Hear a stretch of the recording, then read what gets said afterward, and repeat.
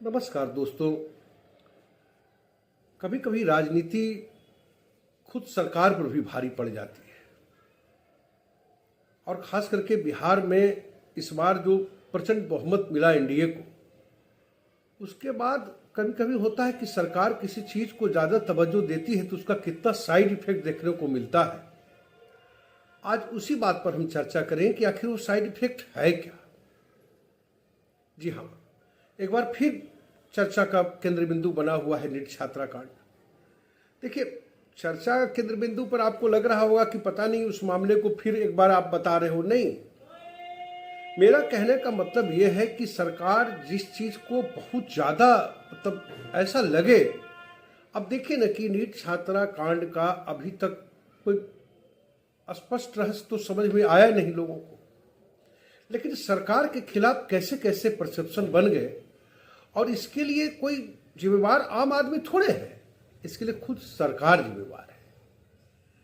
कि आप देखिए, आप कल्पना कीजिए कि आपने शुरू से अगर इस पूरे मामले को आप देखिए तो एक तो 18 दिन 20 दिन सरकार की भूमिका कैसी चली, माफ कीजिएगा प्रशासन की भूमिका कैसी रही, और लगातार सरकार के लोग कहते रहे किसी को बख्शा नहीं जाएगा, लेकिन कुछ हुआ नहीं। पुलिस के कारनामे, लोगों के बीच ऐसा परसेप्शन बना, लोग सड़कों पर उतरे, मीडिया का हुजूम लगातार इस खबर को तवज्जो देता चला गया और सरकार इससे बचती रही और कई तरह के कहते कि फिनोमेना तैयार करती रही। और यहाँ तक हो गया कि मतलब कि नीट छात्रा के परिजन को डीजीपी बुलाए, विनय बाबू ने उन्हें समझाने की कोशिश की कि आप ये मान के चलो कि भाई ये सीबीआई जांच होगा, ये सारी चीज़ें होगी। और फिर नतीजा क्या हुआ कि उनकी माँ पिता परिजन ने आकर कहा कि मुझ पर डीजीपी दबाव बना रहे थे। मेरी बेटी क्या न्याय देगा? कोई अथी देने वाले नहीं है, यहाँ बिका हुए हैं, पुलिस सब बिके हुए हैं। गड्डी मिला है, हम गड्डी नहीं दे रहे हैं। पुलिस डीएसपी रहे चाहे एसपी रहे, चाहे कौन चौधरी हैं, कौन चौधरी तो बुला रहे हैं कहानी पुलिस। यहाँ हम न्याय के लिए आए थे, न्याय का एक भी रूप हमको मिल नहीं रहा है यहाँ। और इस तरह किया जा रहा है, लग रहा है कि कुछ न कुछ हम ही लोग दोषी हैं। ये सम्राट चौधरी जी बुला रहे हैं, बताइए हम किस बेसिस पे उनसे मिले? यहाँ डीजीपी साहब कुछ बोल रहे हैं, वो कल बोला गया सर, इसके बारे में तो माँ ही बताएगी। माँ बेचारी रो के निकल रही है। आप लोग नाराज दिख रहे हैं, बात तो नहीं हुई जो होना चाहिए। बात होती तो फिर नाराज क्यों निकलते? नहीं यहाँ भी सरकार की फजूहत हुई। तो मतलब इस पूरे मामले को आप शुरू से लेकर अंत तक देखिए तो आपको ये एक परसेप्शन बना पूरे बिहार के अंदर कि सरकार के रसूखदार परिवार के कुछ बच्चों ने इस घटना को अंजाम दिया है। इसीलिए मतलब कि एक परसेप्शन बना लोगों के बीच में, और इसके लिए कोई जिम्मेवार है तो सिर्फ सरकार जिम्मेवार है। सरकार ने इस केस को हैंडल करने में मतलब जो प्रशासनिक महकमे से सरकार की जो रियल भूमिका होनी चाहिए थी, उसको जिस तरह से दबाव और फराना प्रेशर का काम किया कि ये दबने के बजाय और उभरता चला गया। अब सरकार का जब बजट सेशन शुरू होने वाला था तो सरकार को लगा कि अरे भाई इसमें तो बड़ी फजीहत हो रही है, तो फिर सीबीआई को दे दिया। इस पर भी परसेप्शन गलत गया आम लोगों के बीच में। अब क्या हुआ कि सीबीआई जांच के बाद अब कई ऐसी प्रक्रिया आपने देखा, सीबीआई ने टेक ओवर भी कर लिया। अब देखिए क्या होता है, पप्पू यादव की गिरफ्तारी हो जाती है 31 साल पुराने मामले में, और उस पुराने मामले को लेकर के बजाबते जिसमें उनकी गिरफ्तारी हुई, उन्होंने कहा कि नीट छात्रा को लेकर के जो मैंने किया इसलिए मुझे गिरफ्तार किया गया। यहां भी सरकार की फजीहत हुई, यहां भी सरकार के खिलाफ परसेप्शन बना लोगों के बीच में। और हुआ क्या, एक सप्ताह बाद पप्पू यादव सारे केस से जमानत मिल गई, निकल करके फिर गरजेंगे, फिर सरकार के खिलाफ बोलेंगे। फिर एक छात्रा की मौत हुई है फुलवारी में, फिर वहां उन्होंने कहा है जाने का, जरा सुनिए पप्पू यादव क्या कह रहे हैं।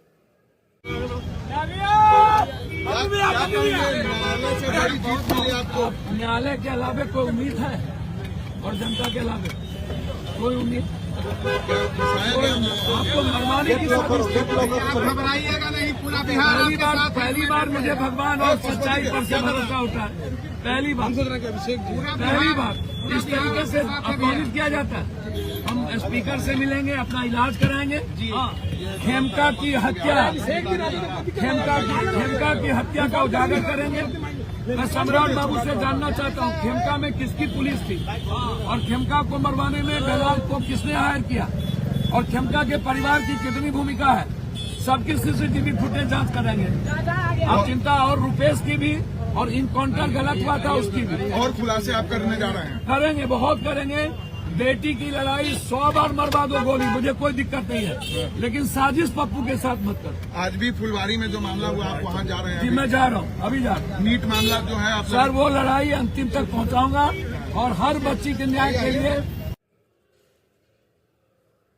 तो कहने का मेरा अर्थ ये है कि आप किसी चीज को बहुत ज्यादा दबा कर अब नहीं चल सकते। और दबाव का जो प्रेशर है ना, वो सरकार पर बैकफायर करता है।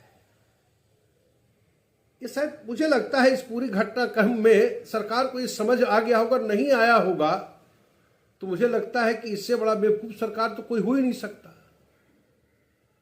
अब देखो एक नया चीज क्या हो गया, बेफजूल की बात करने वाला अमिताभ दास, जिनके अपने कारनामे पहले ही से मतलब ऐसा कोई मौका नहीं था जब सरकार पर वो हमला नहीं करता था। हर एक मौके पर जब मौका मिला, कभी देखो अनंत सिंह के साथ नीतीश का फोटो हाथ जोड़ते हुए दिखा रहा है, कभी कुछ कभी कुछ कभी कुछ, मतलब लगातार सरकार के खिलाफ। वो ऐसा कोई दिन नहीं था जब अमिताभ दास नहीं बोलता होगा। लेकिन सरकार कब जागी, फिर एक परसेप्शन बन गया। अब देखिए कल कितनी बड़ी बात कह दिया अमिताभ दास ने। अब नीतीश कुमार के पुत्र तक का नाम घसीट दिया। आप बोलिए, पुलिस के सामने ही वो बोल रहा है, पुलिस के सामने, मीडिया के सामने वो बयान दे रहे बजाते। फिर एक परसेप्शन सरकार के खिलाफ। ना बोलिए क्या बोल रहे, जरा सुन लीजिए पहले आप, उसके बाद हम आगे बात करें। नीट छात्रा कांड में मुख्यमंत्री नीतीश कुमार का बेटा निशांत कुमार मेन एक्यूज है।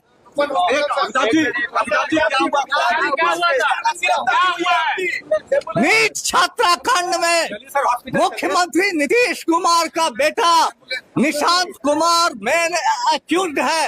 मैंने आज सीबीआई डायरेक्टर को मैं सबूत देने के लिए कल दिल्ली रवाना हो रहा था, उसके पहले मेरी अवैध गिरफ्तारी हो गई है। और मैं सारे सबूत सीबीआई को दूंगा। क्या सबूत है, किस लिए आपको अरेस्ट किया गया? मुझे अरेस्ट किया जा रहा है निशांत कुमार को बचाने के लिए। किस आधार पे आप यहाँ मैं जा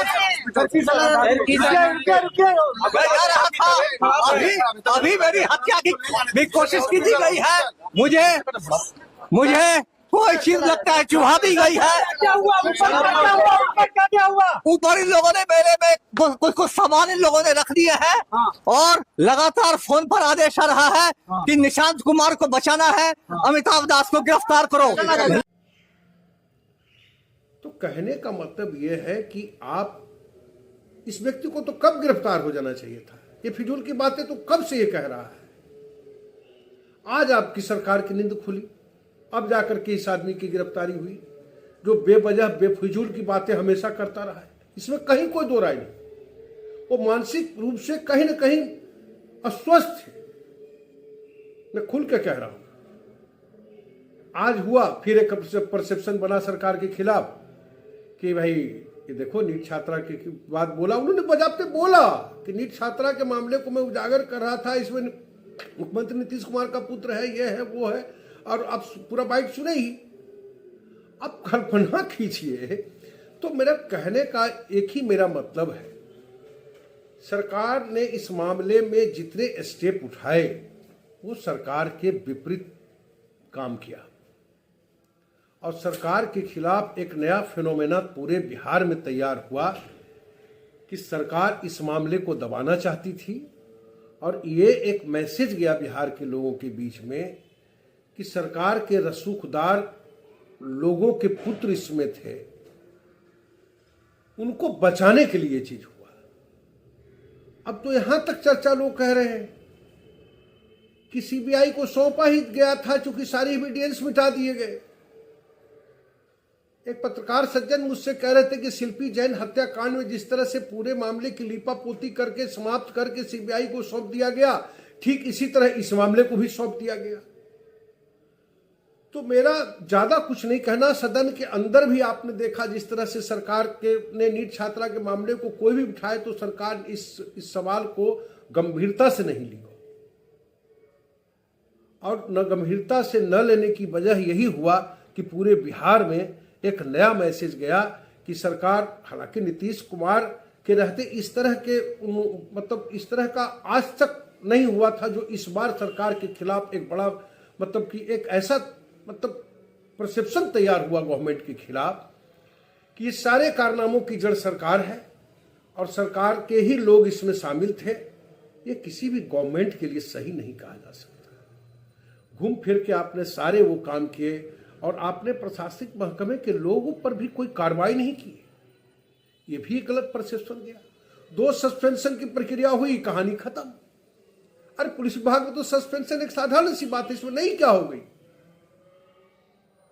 तो एक ये मामला कहीं ना कहीं मुझे लगता है ये सरकार के खिलाफ गया। किसी चीज को आप ज्यादा दबाओगे तो और उभरेगा। वही हुआ ये नीट छात्रा कांड और नतीजा क्या रहा। अब तो ये स्पष्ट हो गया सरकार, छात्रा की मां, पिता, परिवार ने पूरे मतलब किस तरह का परसेप्शन बना, यहां से दिल्ली तक की चर्चा हो गई इस पूरे मामले की। ऐसा बना सरकार के खिलाफ परसेप्शन। राबड़ी देवी ने बजाबते सदन के बाहर क्या कहा, उन्होंने स्पष्ट कहा, जरा उनका भी सुनिए। उन्होंने कहा कि मंत्री संतरी का बेटा है। सम्राट चौधरी बोले थे कर देंगे। सम्राट चौधरी बोले थे उसके बाद जया सही गृह मंत्री बने हैं, जया सही हत्या हो रहा है गरीबों के साथ, दलितों के साथ, के साथ हो रहा है, बैकवर्ड के साथ, महिलाओं के साथ बहुत बढ़ गया है, बड़ा है महिलाओं के साथ। नहीं है बिहार के, कहीं सुरक्षित नहीं है बिहार में। आप लोग मांग करते इस्तीफा दो मुख्यमंत्री। आज सम्राट चौधरी भी गृह मंत्री है, वो भी इस्तीफा दे। उतावादा किया था लोगों से, जैसा कोई घटना होता 24 घंटा में हम इस्तीफा कर देंगे। घटना हो रहा था तो हजारों हो गया घटना बिहार में, लड़कियों के साथ बलात्कार हो गया। सरकार महिलाओं को मजबूत करने की बात भी करती है मैडम, महिलाओं को मजबूत करने की भी बात करती है कि बजट में भी जो 10,000 रुपया देने से महिला मजबूत होगी। 10,000 रुपया देने से मजबूत होगी महिला बिहार के। सुरक्षा चाहिए। आज दिन बेटियों के साथ, दलित बेटियों, माइनॉरिटी के बेटियों के साथ, सभी जाति के बेटी के साथ हत्या हो रहा है, बलात्कार हो रहा है। इसको रोके ना, पहले इस्तीफा दे। गृह मंत्री तो ऐसे घटना बढ़ गया है। महामहिम ने कहा, सुनिए, महामहिम ने कहा है कि जिस राज्य में बलात्कार की घटना हो वहाँ के मुख्यमंत्री को अगर अपराधी गिरफ्तार नहीं होता है तो 24 घंटे के अंदर इस्तीफा दे देना चाहिए। तो बिहार के मुख्यमंत्री यहाँ लगातार घटना हो रही है, इस पर सरकार तत्काल संज्ञान ले और मुख्यमंत्री इस्तीफा दे। पार्टी के 5 नेताओं को जयचंद बताया।